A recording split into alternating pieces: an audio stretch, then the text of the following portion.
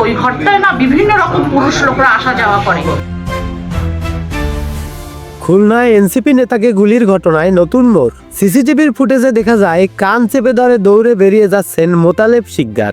জানা যায় মাস খানেক আগে খুলনার সোনাডাঙ্গায় একটি বাসা ভাড়া নেন তন্নি নামের এক নারী। প্রায়ই সেখানে যাতায়াত করতেন মোতালেব। রোববার রাতে ওই বাসায় মোতালেব সহ বেশ কয়েকজন যান। পরদিন সকালে হঠাৎই গুলির শব্দ শোনা যায়। মোতালেবকে গুলিবিদ্ধ অবস্থায় উদ্ধার করে ভর্তি করা হয় খুলনা মেডিকেল কলেজ হাসপাতালে। গুলি কান এবং মাথা ঘেঁষে বের হয়ে যাওয়ায় প্রাণে রক্ষা পেয়েছেন মোতালেব। এদিকে ঘটনাস্থল পরিদর্শন করে গুলির খোসা, মাদক সহ নানা সরঞ্জাম উদ্ধার করে পুলিশ।